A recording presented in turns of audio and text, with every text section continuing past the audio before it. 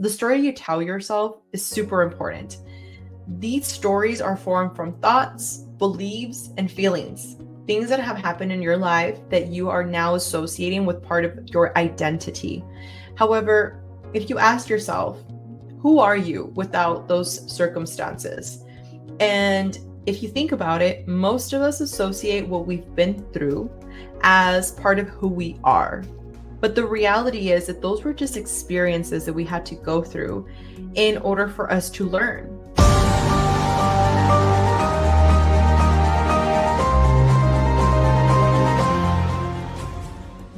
What's going on, my Walking Manifestators? I hope you are having a fantastic day. And in this episode, I really want to dive deep into frequencies, understanding the energy that you are putting into your existence, which is actually allowing you to manifest. So with that being said, I definitely want to start with a few key points that I have found extremely helpful in my journey that have allowed me to understand how I can elevate my frequency. So if that's something you're interested, definitely stay tuned and let's go ahead and get started. Now, in order for us to really understand frequencies, I want to talk to you about the way that our neurons are connected and how this all plays a huge factor in our vibration. Now, neurons make up your brain. Now, the brain performs a neurological function, which is going to be sending information from one side of the brain to another side. Now, we're going to have different brain waves, and in this case, you can learn to tap into these different states, okay? They're frequencies. Now, brainwaves are going to be in different states, and it's unlikely for you to stay in one specific brainwave for an extensive period of time. However, as you continue to do meditation, this is going to actually change.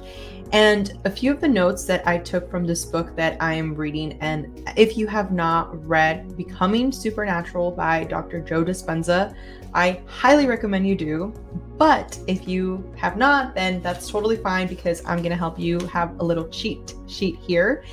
And essentially around age 12, we have completely transitioned from having our alpha state of mind into what we have now developed into our beta waves.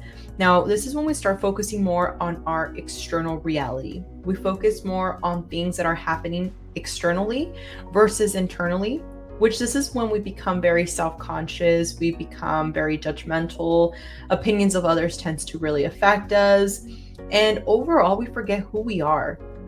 Now, the beta is definitely going to have different frequencies in which it is measured. The first is going to be your low range, second would be your medium range, and then of course the high range frequencies.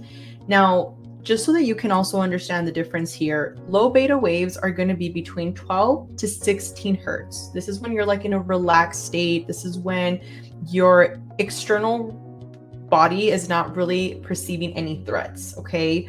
Now, medium range beta is going to be between 16.5 hertz to about 20 hertz. This is when you're more cautious of your outer world, but not threatened by it.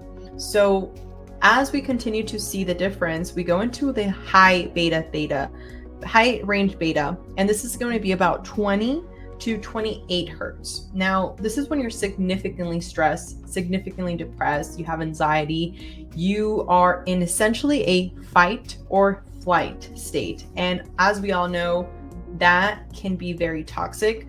We talked about it in one of our last episodes where what happens in this state is also how we have been conditioned to be in our reality. So in our primitive times, this is essentially when we were, hunts and gatherers, and all we were worried about was either going out to hunt or we were going to be the prey. Now, for most people, when you are unconsciously at that level of frequency, when you are in that high beta between the 20 to the 28 hertz, this is essentially causing you stress. And a lot of people live their life in that fear, live their life thinking of the worst case scenario, constantly worried about what could go wrong, right? And as you continue to go into the next series of the waves, it's going to allow you to look at alpha waves. This is going to be between 8.5 to 12 hertz, this is when you're doing something creative, something that takes little effort, such as brushing your teeth, brushing your hair, things that are very natural to you. Now, alpha has created a bridge of the subconscious and the conscious mind. Now, this is also displayed at the beginning of meditation. This is when we disconnect from our external environment and enter our internal world. Now, our cortex, I botched that word in my last TikTok, so I was hoping that wasn't going to happen, but it hit, so it's okay. Our neurocortex begins to slow our brain waves to alpha frequency. Now, although you're aware of your external noises, you're paying more attention into your internal voice. Now, this is also a very key part of meditation because a lot of people tend to worry about what it is that is happening in their external reality when anything is going on in life. So if you heard a bad news of somebody in your family, if you had something happen in sense of like maybe somebody that you care for, typically you allow any of that external noise to take control over your internal bliss. And I know for the longest time, that was exactly how I would operate. If anything was happening in my external reality, automatically I would shut down and I would react because that's how we're designed by nature to be. We react to situations. And the reason why I wanted to talk about these different waves is because as you allow yourself to tap into meditations and really the benefits of them, because there's so many people out there that think that meditation is just like some taboo thing that doesn't really help, or they think like that's just for females, like that's just not something I would see myself doing. But the reality is that there's studies that have shown how much this truly helps you by tapping into these frequencies and being able to control your emotions in actually becoming the observer of these emotions. So this leads to the last one, which is theta state. This is between 3.5 to 8 hertz. This is when your mind is awake, but your body is asleep. You're experiencing waking dreams. Theta is essentially the doorway to your subconscious and superconscious mind. This is when you get inches of just overall insights, you get hunches, inspirations, you passed to this superconscious mind of information that is readily available to every single one of us. Now, delta waves are going to be between 0.1 to 3 hertz. This is when you have officially connected to your superconscious, your unity. The delta waves have been measured in the book that I was mentioning to you guys, Becoming Supernatural. They were talking about how some of these people were able to revert some of the damages that have been done to their body, things that were happening that other doctors were deeming as, I am sorry, you only have a few weeks to live, to them actually being able to go into this unconditioned consciousness that has allowed them to completely change the vibration that they have internally, and in turn be able to change their external reality. Now, gamma waves are really interesting. This is between 100 to 30, well, I should start with 30 hertz. So 30 to 100 hertz when we're experiencing high energy. This is essentially when you're in a state of compassion, of love, ecstasy. This is when you are in alignment with what you're doing that's truly being your purpose. Now, all of these things are super important because we are constantly creating frequencies. We are constantly in a state where we are radiating energy. And as we've talked about in the past, the story you tell yourself is super important. These stories are formed from thoughts, beliefs, and feelings, things that have happened in your life that you are now associating with part of your identity. However, if you ask yourself, who are you without those circumstances? And if you think about it, most of us associate what we've been through as part of who we are. But the reality is that those were just experiences that we had to go through in order for us to learn. And I believe, and many, you guys have not read the book, The 3 Waves of Volunteers by actually, this is by Dolores Cannon. And she was talking about how, just so you know some back context on her, she is a past life regression therapist, and they have conducted studies from different parts of the world. This was not something where it was conducted simultaneously with other people in that same city. It was random places, random individuals, and they had a past life regression, a session. And essentially, some people were saying the exact same thing as what they experienced in now being connected to oneness. And essentially, a past life regression is something that has happened again in your past life, right? Something that your super conscious, your actual subconscious mind has in that side of your brain, but you don't really think about that because that's just something that your mind now in this 3D reality does not comprehend. So it was very interesting because they were sharing how they have had situations in their life that have happened that essentially have taught them that in this life, we're here to learn, we're here to grow, we're here to evolve.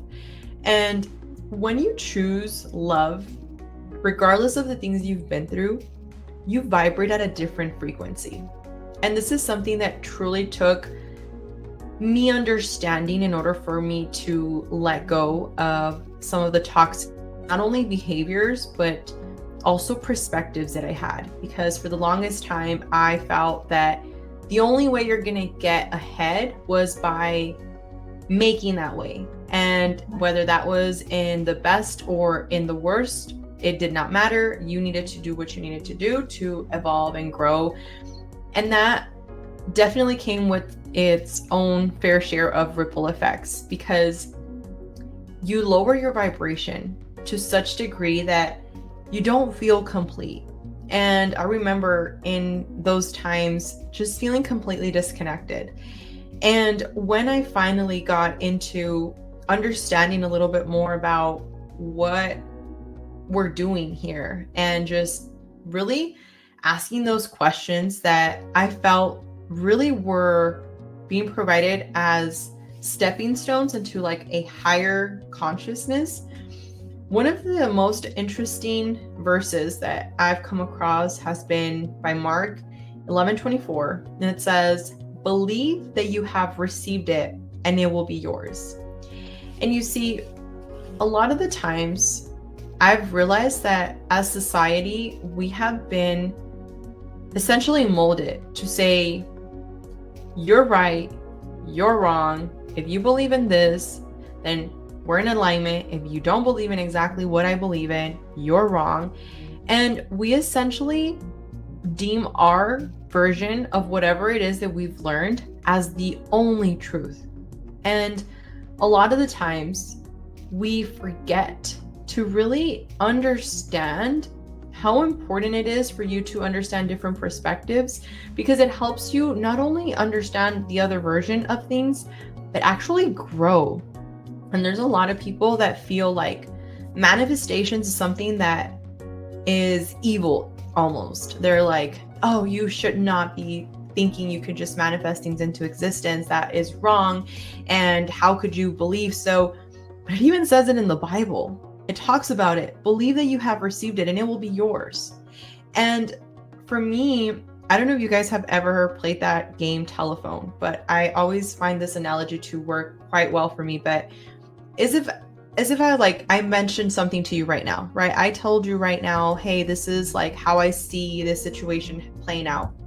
And you go and tell this exact story that you just heard at this very instant to a family member. And you go and share that with them, and they're listening to what you're sharing, and then they go and share it with somebody else. And then that person shares it with somebody else, and you get the point. Now, the reason this is important is because the more times that this message is essentially being translated from one person to another and shared to one person or another, what is happening is that this message is changing as time is happening. And I think that for most of us, being mindful of the fact that there are certain messages that are going to resonate with you when the time is right. There's certain messages that are going to make sense the moment that things are meant to be discovered. I just don't believe that we should be so focused on deeming somebody else's perspective as wrong and deeming ours as completely right. And this is something that in like spirituality, as far as like growing and evolving, I find that one of the most interesting things is when people practice whether it's a religion or whether it's just like a practice of spirituality and being connected to oneness, they're very quick sometimes to judge others based on how they perceive certain things. And I feel like that's part of our ego, right? That is part of a human trait within us, that we have this like need to want to be right, that we're like deeming anybody else's perspective as completely wrong. And that really puts you in a limiting belief system. It really lowers your vibration. You see, when you're manifesting, you're doing it all the time. Whether you realize it or not, you're constantly manifesting.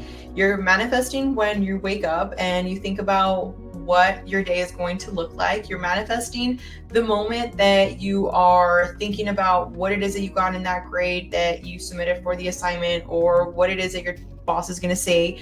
You're constantly manifesting. Manifesting is a form of placing energy into a thought. And it's been proven that we carry energy. Everything around us is energy. And the reason this is important is because I truly have a innate calling within me that just wants to further understand how, as human beings, we can learn from our experiences that we have encountered and just be a better version. But not only a better version for ourselves, but truly help others evolve and help others grow into a better understanding that there's a different way to go about things. You see, there's so many times that you go to a restaurant, you see the person that's helping you, and instead of showing grace and maybe thinking like, man, this person maybe is not having the best day because of whatever they have going on, simply because you see them give you attitude or maybe not greet you in the best, you already assume that that person is pretty much an a-hole, and you act toward them a very ugly way. And then in turn, that person gives you more of that energy. And then it's like this like constant emotion that's just like not ideal. What I found is whenever somebody's acting like that with me, I take a moment to really understand that whatever they're going through is not personal toward me. As humans, we're so quick to want to make everything personal. We want to find somebody to blame when something goes wrong. We want to find somebody to blame when things are not going exactly the way that we pictured it or planned it. We're very quick to want to point the finger. But yet, in reality, that is part of the ego, and that is part of what's keeping us in a lower vibration. When you exclude yourself from that and you say, what can I learn? What is there in this moment that I can show to myself and to this other person that does not know me that could actually help me evolve at this very moment based on the choice that I'm going to do next? And it is surprisingly beautiful whenever you see somebody giving you attitude, but yet you don't give attitude back, and you're just very kind and mindful, and they just actually change their energy with you. They're so used to getting treated a certain way that they don't expect anything different. But when you're that person that shows grace to somebody in their life, do you know how much of an impact you can have? And why is this important? Well, because it all comes back to you. If you're constantly in a state of me, what is there in it for me? What are you going to do for me? You get more people in your life that are actually at the exact same vibration. They're not worried about what can they do for you? They're worried about what is in it for them. And I think that that's been such a realization for me in this journey, because believing that I have already received all the blessings allows me to continue to receive more blessings. Acting from a state of abundance to others allows me to continue to receive more abundance. Acting from a state of being happy for somebody else that's doing amazing things allows more of that to actually come into fruition in my own life. And I have seen it time and time again where I've seen other people and their energy, and sometimes there's people that instead of asking another person that's doing really well, like, oh my gosh, congratulations, I just saw you did X, Y, and Z, like, how can I do that? For the most part, they will, and I'm not saying all the time, okay, but for the most part as society, it's like there's like this like unspoken jealousy and unspoken envy where it's like, why are they achieving all of this and why can't I achieve this? Why is it that they're doing so good but I can't? And what you just created in that very moment is you actually created a separation between what you could have and what you're thinking you don't have.